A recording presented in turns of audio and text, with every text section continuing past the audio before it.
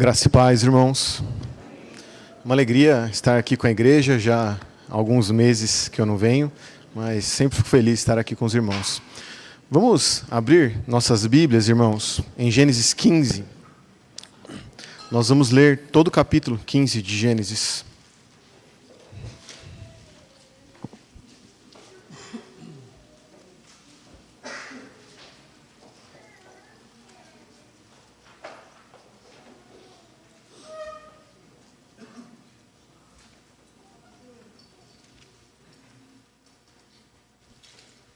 O capítulo é um pouco extenso e é um tanto difícil, então nós leremos ele parte por parte. Nós vamos ler a primeira parte e conforme o sermão vai sendo conduzido, nós leremos o restante. Então nós vamos ler agora os versos 1 a 6. Eu farei a leitura, os irmãos acompanhem com seu coração voltado à palavra de Deus.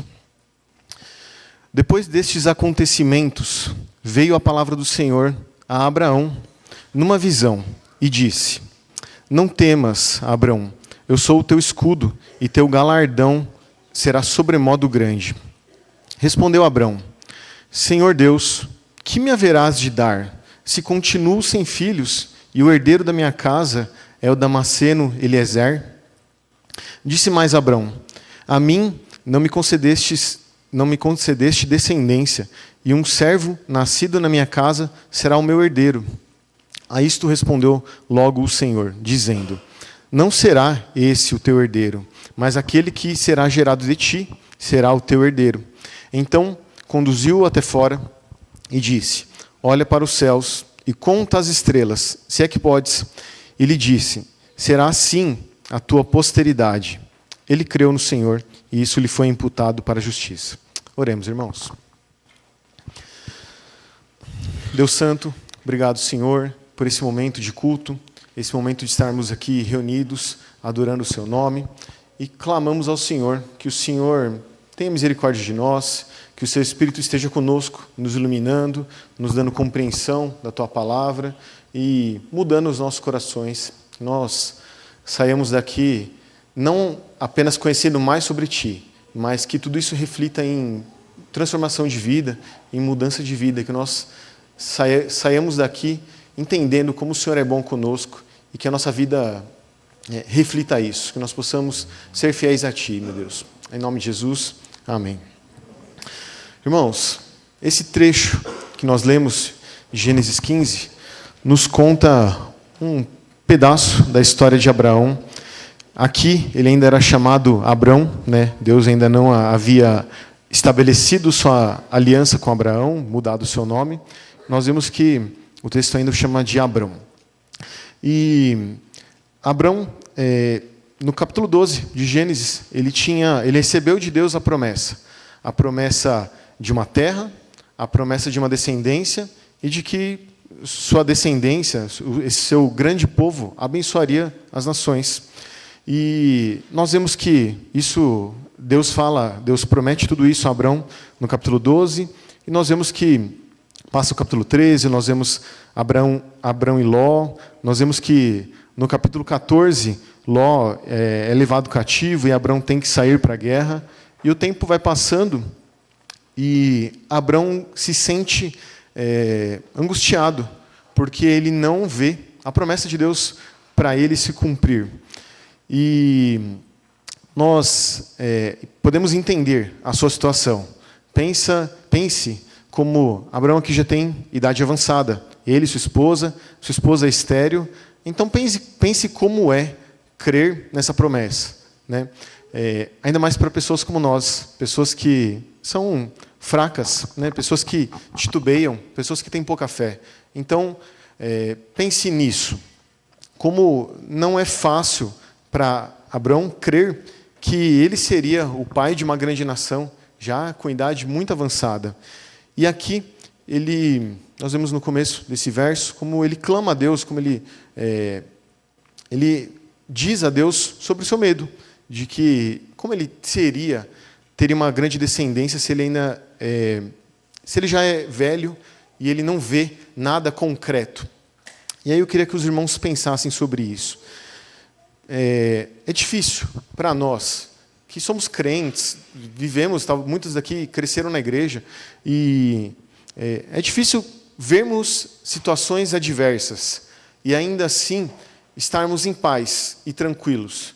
Isso é realmente algo sobrenatural, isso é realmente fé que Deus nos dá para que possamos passar por momentos difíceis, crendo, confiando em Deus plenamente. Mas pense nisso, irmãos, e pense na sua vida, né? Como é difícil. Nós temos a disposição a duvidar e a questionar.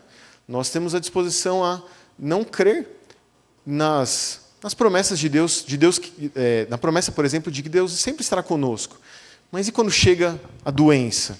Ou e quando chega problemas de relacionamento, problemas em família? Talvez um diagnóstico que ninguém esperava. É difícil, né? Nós somos fracos, nossa fé é pequena. E por isso não é fácil para nós. Mas pense nisso, irmãos. O que deve reger a nossa fé não é as circunstâncias ou o tamanho dos problemas. Não é isso. E porque se for isso, nós vamos cair. Sempre, né? Fatalmente nós vamos cair. O que deve reger a nossa fé é aonde ela está firmada? Em Deus. Porque pense nisso, irmãos. Nós vamos passar por adversidades. Assim como Abraão aqui passou, né? Estava passando, o tempo passava e ele não via sua descendência. E as circunstâncias eram contrárias a ele. A idade dele já era avançada. Ele sabia que naturalmente ele não poderia ter um filho. Seria impossível. Mas aonde que a fé dele deveria estar? Nas circunstâncias ou em Deus? Pense nisso, irmãos. E pense numa ilustração de uma criança, né? A gente tem um monte de criança de colo aqui, né? A Milena, a Sofia, e a gente tem tantas outras crianças de colo aqui. E pense como essas crianças, elas não têm preocupações, né? Talvez ela esteja no colo da mãe e o pai e a mãe estão discutindo, né? Problemas de relacionamento, estão discutindo problemas financeiros, problemas de saúde, ou quaisquer que sejam os problemas. E essa criança está lá, no colo. E ela, óbvio que ela não entende o problema, né? Ela não entende a gravidade do problema. E aí a gente pode falar, mas é por isso que ela está tranquila no colo da mãe. Mas pense, irmãos, essa criança cresceu com aquela mãe. E ela tem paz em estar no colo da mãe dela. Pense que, às vezes, você está, sua família, numa festa de criança gritando para todo lado, barulho para todo lado, e aquela criança está dormindo no colo da mãe. É porque está tranquilo? Não. É porque aquela criança encontra paz e tranquilidade e confiança no colo daquela mãe. O colo daquela mãe traz tranquilidade. Então, ela pode passar por barulho, passar por, sei lá, por situações onde ela deveria se agitar, mas o colo daquela mãe traz tranquilidade, traz paz. E assim deve ser a nossa vida e a nossa fé em Deus. Nós devemos ser como crianças que estão em paz no colo de suas mães, seus pais.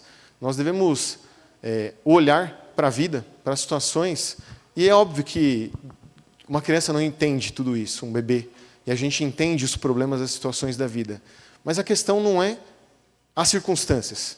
A questão é aonde a gente está firmado, onde nós estamos firmados. Se nós estamos firmados em Deus, não tem circunstância maior do que o nosso Deus. Não tem circunstância, ou problema, ou situação que seja maior, mais poderosa do que o nosso Deus. E nós devemos, então, em nossas vidas, estabelecer, viver em Deus. E a gente vai olhar para esse texto e ver por quê. Por que disso? Por que a gente pode realmente confiar em Deus? Se a gente vê aqui Abraão com uma promessa que não está cumprida, uma promessa onde ele não via cumprimento e as circunstâncias eram adversas. Então, a gente olha para o texto e a gente vê que o texto começa com Deus falando com Abraão, e Deus fala que ele é o escudo de Abraão. Deus não deveria temer. E pense como isso deve nos fazer olhar para Deus, Deus tão grande que nós temos, e as circunstâncias não devem nos fazer temer mesmo. E Abrão, de forma honesta, ele expõe as circunstâncias diante de Deus. Ele fala sobre suas dificuldades. E ele coloca isso de forma bem clara, mas sem questionar a Deus. Ele fala que ele não tem filhos, né? A sua herança ficaria com Eliezer, Damasceno, né? Ele é da cidade de Damasco, né? da terra de Damasco. Então pense nisso. Ele não tem o seu descendente que ele aguardava, mas ele tem a promessa de Deus. E Deus está o confortando. Deus está dizendo: eu sou o seu escudo, eu estou com você.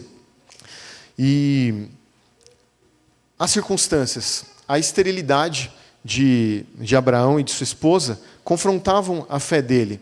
Mesmo assim, Deus vem e reafirma a sua promessa. Pense no que Deus está fazendo. Deus poderia ficar nervoso e falar assim: mas você não crê em mim, Abraão?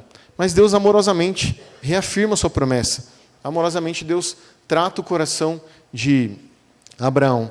E Deus afirma de que o herdeiro de Abraão viria da sua descendência real mesmo, efetiva, do seu sangue.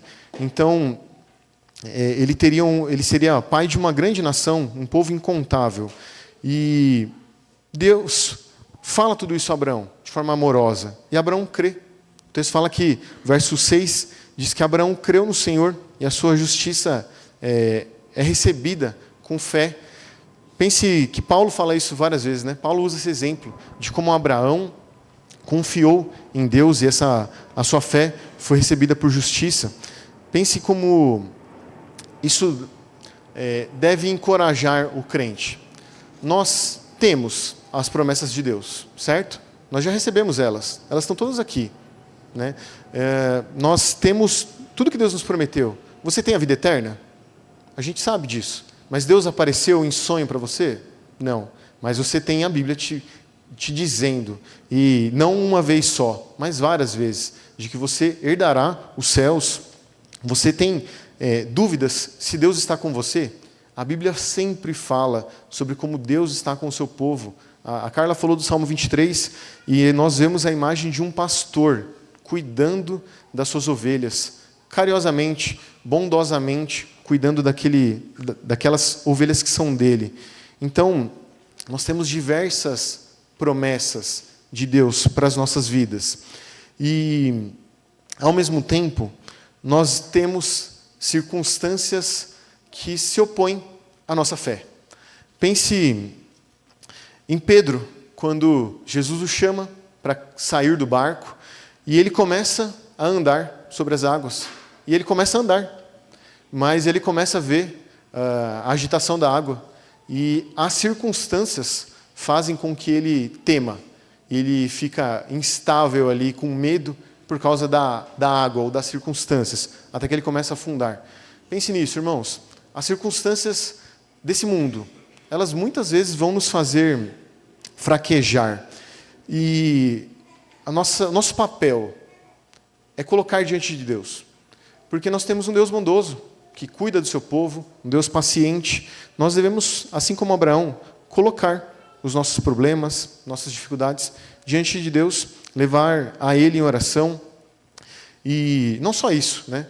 O crente não vive só de oração, mas o crente deve se alimentar da palavra de Deus e dos meios de fé, né? Dos meios que Deus nos dá para fortalecer a nossa fé.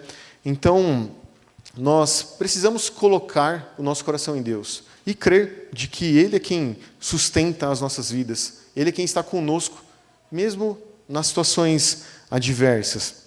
Nós não podemos medir de certa forma, né, o amor de Deus pelos resultados das nossas vidas. E eu digo de certa forma porque eu entendo de que há uma forma que sim. Mas pense se Paulo começasse a avaliar, calcular, fazer uma tabela de pontos, assim, de Deus me ama, então, peraí, vou medir aqui, o que tem acontecido comigo? E, peraí, eu fui apedrejado. Não, então, vou tirar um ponto aqui.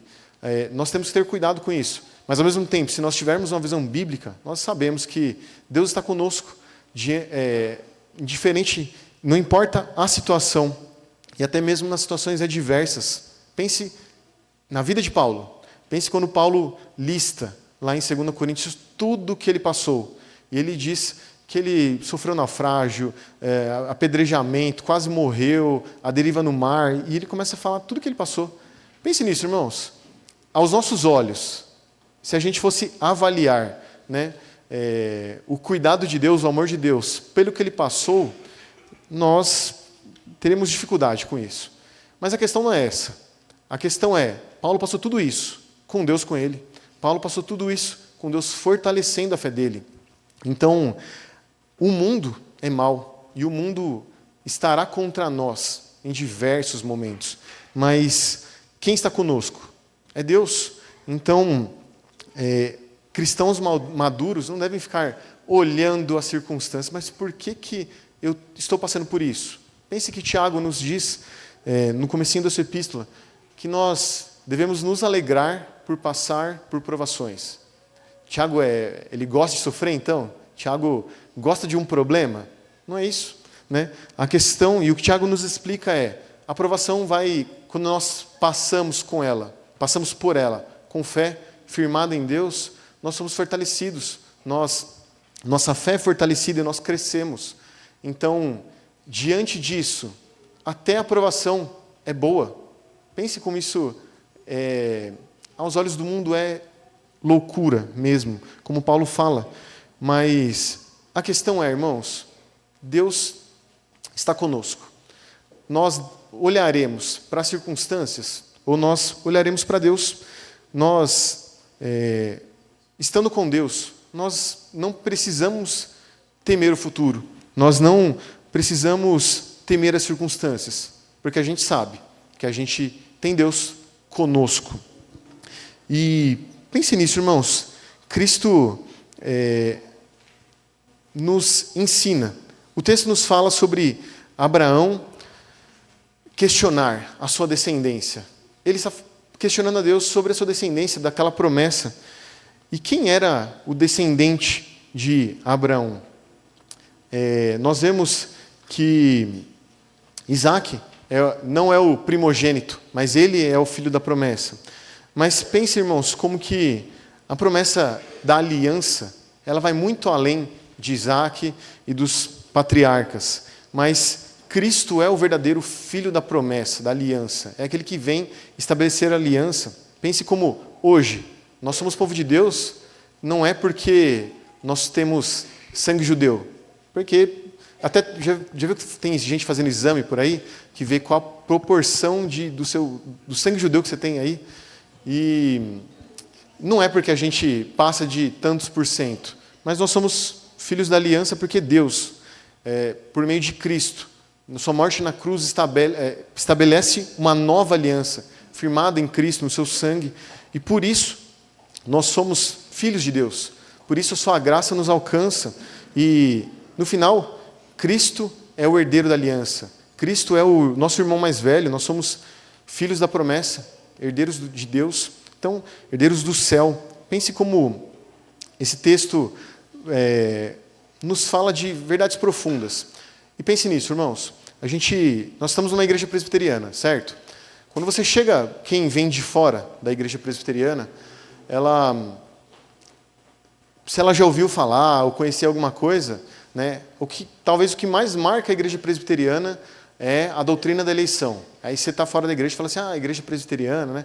Uma vez eu conheci um cara que falou assim, a igreja da predestinação, né? Então pense como isso é marcante.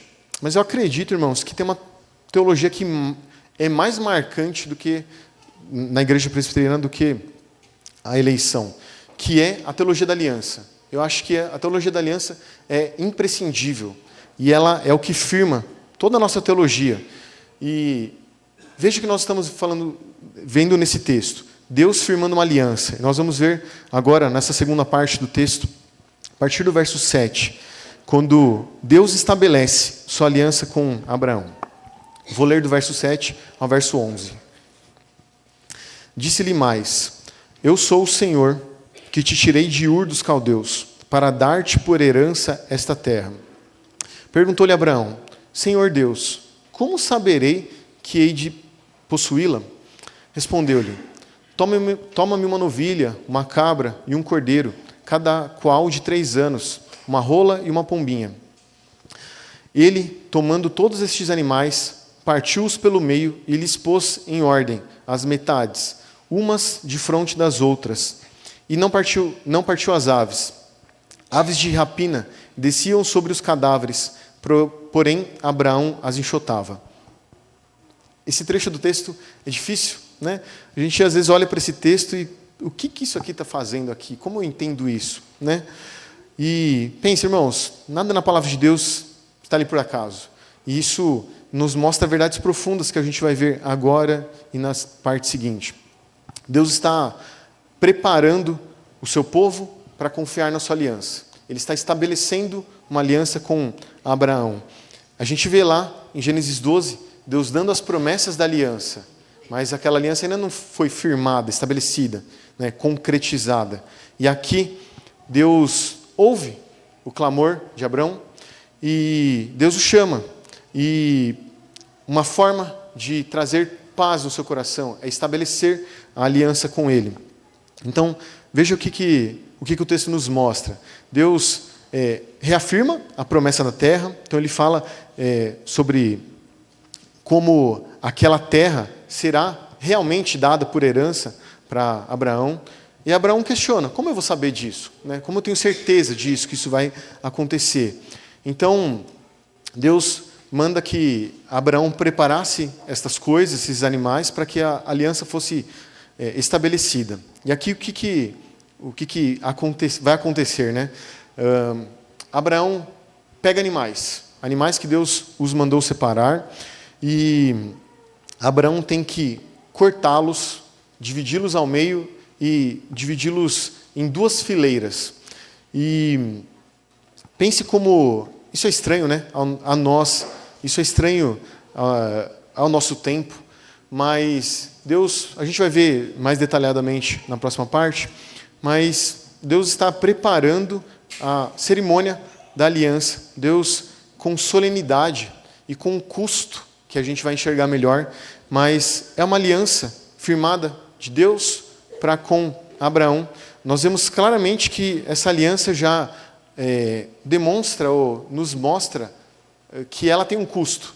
Animais aqui morreram, então nós vemos que há um custo para aqueles animais que estão ali, mas isso vai ficar mais claro sobre como essa é uma aliança de vida e morte. E pense nisso, né, adiantando um pouco. A aliança com Deus é uma aliança de vida e morte. Cristo morre em nosso lugar, nós vivemos, nós herdamos a vida que vem dele, a vida eterna. Então, nós somos beneficiados do sacrifício de Cristo. E essa cerimônia já começa a apontar isso. Esses animais mortos são mortos para que a cerimônia da aliança seja estabelecida. Nós vemos que Abraão protege o sacrifício, começa a aparecer aves de rapina, e ele precisa proteger aquilo. Aquela cerimônia é uma cerimônia solene, estabelecida por Deus e mandada por Deus, e ele está ali lutando para que aquelas aves não comam a carne dos animais. Pense nisso, irmãos. Deus nos ensina, nos dá momentos solenes com Ele. Nós temos momentos pessoais de oração, leitura da Bíblia. Nós temos momentos de culto público, onde estamos juntos aqui. E tudo isso é bênção de Deus. E Deus espera que sejamos fiéis a Ele. E eu acho que uma imagem muito forte aqui é Abraão lutando contra as aves ali para proteger aquela carne. Nós vemos o zelo, o cuidado, e eu acho que isso deve nos fazer pensar o quanto de zelo e o quanto de cuidado nós temos em nossas vidas. E não só em nossas vidas para com Deus, mas no culto a Deus.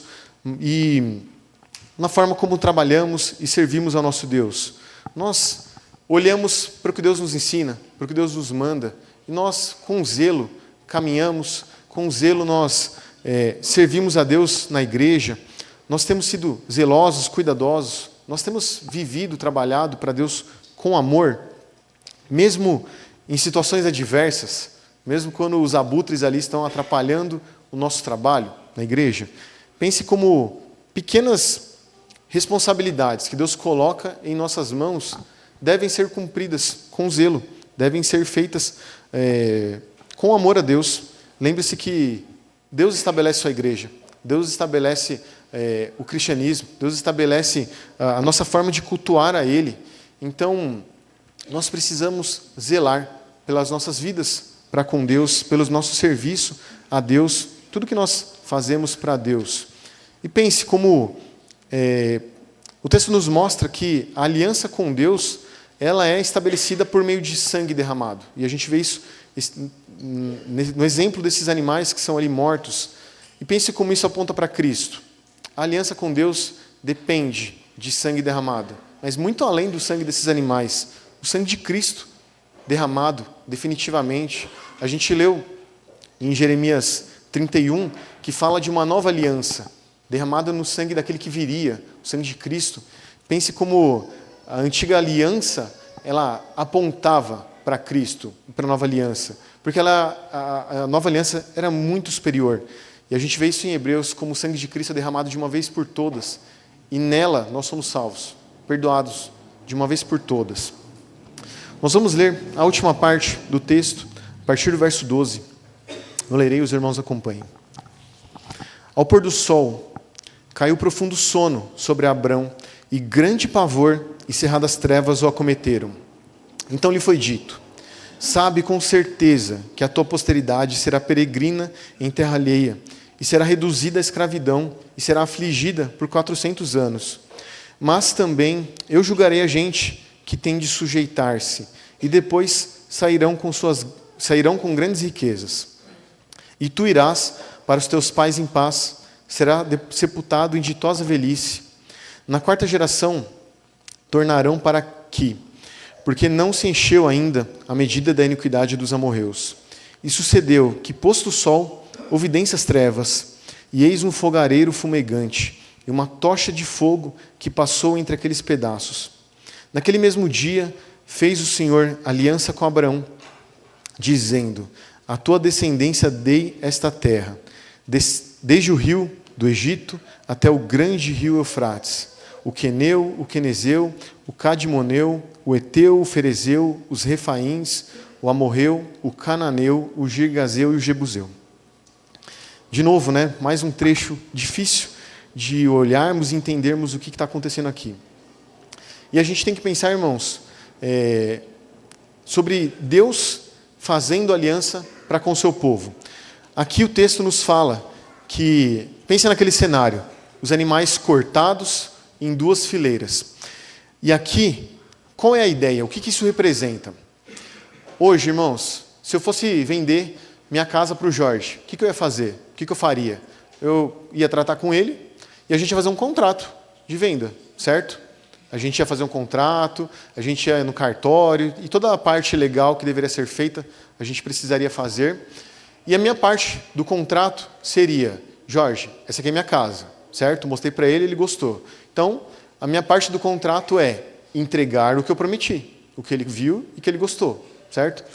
A parte do contrato dele seria me pagar o que foi combinado, Então, nós precisamos cumprir com nossas partes no contrato. E aqui, entenda que uma aliança se parece com um contrato, um trato, um pacto, são palavras muito próximas. Naquela sociedade, naquela região, era muito comum que tratos fossem fechados ou concretizados por meio de uma cerimônia como essa. A gente não tinha cartório, não tinha autenticação, não tinha papel timbrado, não tinha nada disso naquela época. E o que eles faziam era o seguinte: pegavam animais, matavam animais, enfileiravam, deixavam em duas fileiras, e as duas pessoas que estavam firmando um pacto passavam de mão dadas juntas pelo meio daquela fileira de animais. E o que eles estavam fazendo com isso?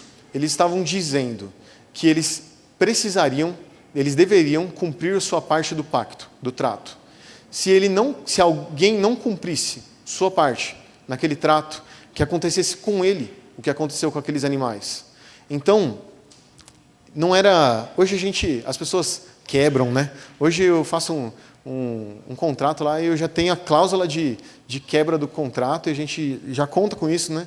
Para quebrar, rescindir, né, o contrato. Naquela época não era algo assim. Um contrato, firmado, ele deveria ser cumprido. E a ponto de que eles estavam prometendo, ou era como se fosse uma automaldição. Eles diziam que eu vou cumprir minha parte do pacto, porque se eu não cumprir, que aconteça comigo o que aconteceu com aqueles animais. Pense como isso é algo profundo, irmãos. Não é como a gente trata hoje, né? Hoje, nossa sociedade tem uma dificuldade com coisas do tipo, né? De manter a palavra, de tratos, né? Mas naquela época não era esperado que se quebrasse um trato. Então, essa aliança, ela estava sendo estabelecida dessa forma. Deus é quem faz aliança com o seu povo. Pense nisso. Nós não vemos em nenhum local da Bíblia um homem, qualquer que seja, falando para Deus, chamando a Deus, pedindo a Deus que faça um trato, um pacto com Ele, uma aliança com Ele. A gente não vê. É Deus quem faz a aliança com o seu povo. A aliança de Deus, por mais que haja as duas partes, ela é unilateral. Ela vem de Deus para o homem. E aqui, Deus estabelece essa aliança. A ideia é, eles ali, Abraão e Deus, precisam passar pelo meio daqueles animais, estabelecendo, firmando aquele pacto. E a gente vê algumas coisas aqui, né? A gente vê que, no começo desse trecho que nós lemos, nós vemos que Abraão cai em sono profundo. E densas trevas caem ali, né, sobre o local. Isso mostra a presença de Deus. Lembre-se lá, Êxodo 20, os 10 mandamentos, quando Deus vai dar os 10 mandamentos a Moisés e ao povo. A gente vê trevas, fogo na montanha, no monte. E, normalmente, quando Deus aparece, a gente vê sinais como esse. Então, aqui, nos mostra sobre a presença de Deus ali, junto com Abraão. E Abraão dorme, ele cai em profundo sono. E Deus fala para ele sobre o futuro da sua descendência. Ele fala, a sua descendência vai ser grande, ela vai passar por dificuldade, vocês vão ficar 400 anos presos, né, distante da sua terra. Mas Deus mostra que isso não é em vão. Deus mostra que Ele está com o seu povo. E Deus está mostrando que esse tempo vai se passar e Deus vai usar esse tempo. O povo de Deus, distante, em terra de outro povo, sendo subjugado por esse povo, Deus vai usar tudo isso para que aquele povo seja punido pelos seus pecados.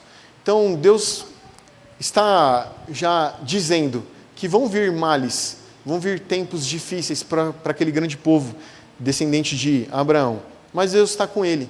Pense como Deus está sempre mostrando nesse texto que Ele está com Abraão.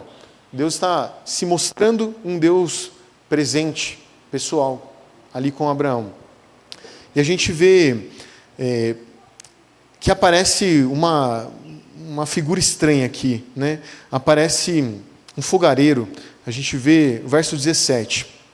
Densas trevas, o sol se põe, densas trevas aparecem, se chegam, e eis um fogareiro fumegante, uma tocha de fogo que passou entre aqueles pedaços. Pense como isso é importante. Como nós vemos várias vezes no Antigo Testamento a presença de Deus, fogo. A gente vê Êxodo 20, no monte, fogo no topo do monte. A gente vê a coluna de fogo com o povo no deserto, junto com a coluna de nuvem. Mas a coluna de fogo é uma demonstração clara de Deus. A gente vê que muitas vezes Deus aparece nessa imagem de fogo, figura de fogo. E aqui, uma tocha de fogo passa entre aqueles animais. Mas a gente não vê Abraão passando entre aqueles animais. A gente vê só essa tocha de fogo. E o que isso nos faz, como nós entendemos isso? O que isso deve nos fazer entender? Deus está dizendo que Ele é quem firma sua aliança com o seu povo. Sua aliança é firmada por Ele. Ele é quem estabelece, Ele é quem prometeu ao seu povo, e Ele é a base segura para a sua aliança. Pense nisso, irmãos. Abraão seria capaz de manter firme sua aliança com Deus? Será que não? Com certeza não. Quem de nós consegue ser fiel à sua aliança? Fiel que eu digo, não é fiel mais ou menos, é plenamente fiel. Uma aliança com Deus não pode ser quebrada, certo? Não é um trato entre eu e o Jorge, é uma aliança com Deus. Qualquer quebra da aliança, Tiago fala no capítulo 4, se eu não me engano, que aquele que quebrou um ponto da aliança, quebrou todos. Então, aqui nós vemos a ideia de que Abraão não poderia, de forma alguma, cumprir sua aliança com Deus. Por isso, Deus passa, e Deus fala assim, é como se Deus falasse assim, né? Eu vou cumprir a minha parte do pacto, e eu vou cumprir a parte do pacto de Abraão. Entendendo que Abraão é incapaz de cumprir sua parte no pacto. Então Deus deixa claro que a aliança vai estar estabelecida. Não importa se Abraão estiver firme ou se ele fraquejar. Não importa se Isaac estiver firme ou se ele fraquejar. Se Jacó estiver firme, se Moisés, se Davi ou se qualquer um daqueles homens fraquejarem. A aliança de Deus estaria firme, estabelecida, concreta. A aliança de Deus ela é indissolúvel. Não importa quanto nós falhamos, né? E aqui vale a pena deixar uma ressalva. Isso, como Paulo fala, né? Nós então não vamos viver no pecado, já que a aliança de Deus está firmada e é firmada nele. Alguém que pense assim, possivelmente nem crente é, mas isso é motivo de esperança para Abraão. E isso é motivo de esperança para a gente, porque a aliança com Deus não pode ser quebrada. Não pode ser quebrada por nós. Se nós somos povo de Deus, eleito, transformado, regenerado, salvo por Deus, nós não temos capacidade de quebrar essa aliança. Ela é uma aliança indissolúvel. E, irmãos, pense na grandiosidade disso. Pense nisso. Você já pecou hoje, eu tenho certeza. Você já pecou essa semana, eu tenho certeza. Assim como eu. Nossa fé, ela não deve se firmar nas circunstâncias. Nossa fé não deve se firmar em nós mesmos e no quanto nós achamos que temos uma fé frutífera, grande. Nós devemos crer na aliança. Nossa fé deve estar firmada na aliança com Deus, e isso é motivo de paz para nós.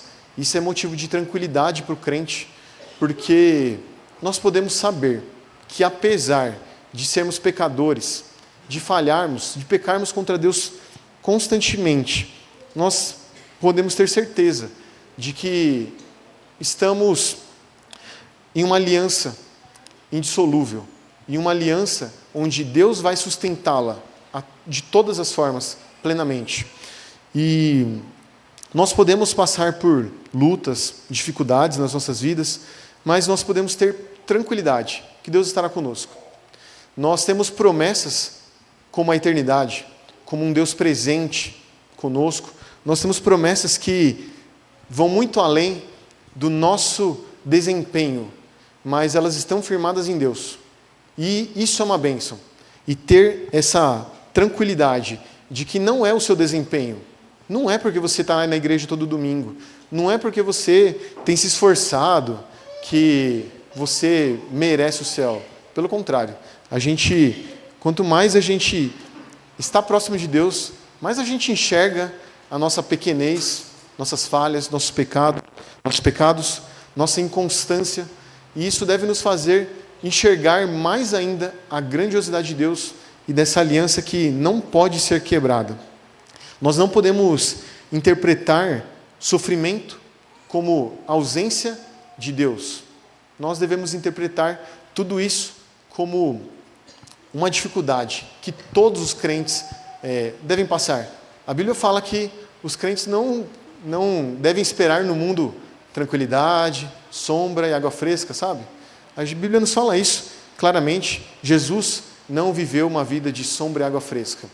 Nós podemos esperar sofrimentos e dificuldades, mas nós podemos ter paz de que não importa o que aconteça, não importa se você está doente, se alguém da sua família que você ama está doente, não importa se você tem passado por dificuldades nos seus relacionamentos, na sua casa, com seus filhos, com seu marido, com sua esposa, não importa se o seu trabalho está difícil e você acorda na segunda-feira já querendo voltar e dormir, vou virar de lado lá e dormir de novo porque você não quer ir trabalhar. Não importa as circunstâncias pelas quais nós passamos. Elas são difíceis e a gente vai ter que enfrentá-las, mas a questão é, nós temos um Deus conosco. Nós temos um Deus que caminha conosco, caminha com o seu povo. Nós temos um Deus que que está caminhando, assim como caminhou com o povo no deserto, os iluminando durante a noite, caminhando com eles na coluna de nuvem durante o dia. Nós temos um Deus que caminha conosco, está conosco, nos ajudando, nos ensinando, nos dando força diariamente para passarmos pela aflição. E no final, as dúvidas. Assim como Abraão teve dúvidas, as dúvidas não devem ter a palavra final na nossa vida. Deus é quem deve ter. A nossa confiança deve estar em Deus, irmãos. Jamais no nosso desempenho, jamais a nossa fé ou a confiança deve estar baseada nas circunstâncias. Porque, entenda, nós vivemos em um mundo caído, nós vivemos em um mundo quebrado. E, com certeza, essa semana você viu alguma notícia, algum vídeo do Instagram, qualquer coisa, que você falou assim, que você pensou, que mundo é esse que a gente vive? Por que Jesus não volta logo? A gente vê isso constantemente, coisas que a gente não imaginaria que algum dia viria e a gente vê. A gente vive num mundo quebrado, irmãos. O mundo vai nos trazer circunstâncias adversas. O mundo vai nos trazer problemas sempre. Mas aonde está a nossa confiança? No Deus da aliança ou nas circunstâncias? Se a gente espera do mundo, das situações, das pessoas que sejam, a gente vai se frustrar, porque as pessoas falham assim como nós falhamos.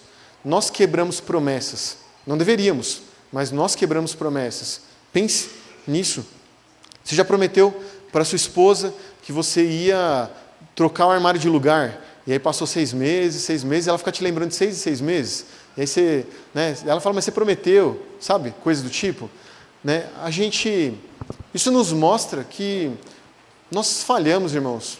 Nós quebramos promessas, mas Deus não quebra promessas. Então, irmãos, devemos olhar para tudo isso e termos paz, termos tranquilidade de que nós temos um Deus conosco. Nós temos um Deus que se entrega, ou entrega o seu Filho em nosso lugar. Deus Pai envia Jesus para entregar-se em nosso lugar, na cruz. Pense como a aliança, aliança firmada por Deus, ela é uma aliança de vida ou morte. De morte para aqueles que estão fora, e de vida para aqueles que estão nela. De morte, nós vemos que Cristo sofreu, passou pela morte em nosso lugar. E nós vemos que, por isso, nós temos vida. Não é pelo nosso desempenho. Não é porque você vem na igreja, na reunião da SAF, na reunião dos homens, na escola dominical, na reunião do DAN, e porque você ajuda as pessoas e porque você faz muito. Não é por isso. Porque nós vemos ou devemos enxergar que as nossas ações são como trapos imundos. Nós estamos firmes e nós podemos ter paz, tranquilidade nas promessas de Deus e que herdaremos um céu eterno, porque nós temos um Deus que é fiel, um Deus que é fiel à sua aliança, um Deus que estabelece uma aliança perfeita, inquebrável e uma aliança de vida para aqueles que fazem parte do seu povo. Então isso deve nos trazer paz, irmãos, isso deve nos trazer descanso, porque nossas almas se afligem muitas vezes e às vezes facilmente. Nós vivemos problemas, passamos por dificuldades e nossos corações tantas vezes estão aflitos e a gente tem que olhar para Deus, aquele que nos dá paz, nos dá tranquilidade, sabendo que Ele está conosco. Então, que nós possamos, irmãos, crer em Cristo. Nós possamos saber que aqueles que estão em Cristo têm vida. Aqueles que não estão em Cristo, eles passarão pela morte, mas uma morte muito pior do que a daqueles animais, porque eles passarão pela vida eterna. Então que aqueles que não têm Cristo, que busquem a Ele, enxerguem a Ele como o Senhor da vida, aquele que dá vida ao seu povo. E que nós, que conhecemos a Cristo, caminhamos com Ele, possamos ter paz, tranquilidade, sabendo que Cristo não morreu em vão. O seu sacrifício não tem... nós não pagamos pelo seu sacrifício, mas entenda, ele teve um custo muito alto. Não somos nós que pagamos esse custo, foi Ele quem pagou esse custo. Um custo de morte, um custo de sofrer a ira de Deus derramada sobre Ele. E tudo isso deve nos fazer enxergar o grande amor de Deus para conosco. Nós servimos um Deus que é grandioso e que nos ama verdadeiramente, a ponto de entregar seu Filho para que nós possamos ter vida eterna. Nós possamos crer nisso, pensar nisso, irmãos, orar durante a semana, pensarmos sobre as dificuldades que temos vivido e buscar enxergar como Deus sempre esteve conosco em nossas vidas. Com certeza não vai ser o primeiro problema que você vai passar. E Deus esteve com você na sua vida. Nós possamos enxergar paz, tranquilidade no Deus que estabelece a sua aliança e a sustenta. Não importa se nós venhamos a quebrá-la, é Ele quem a sustenta. Vamos orar, irmão?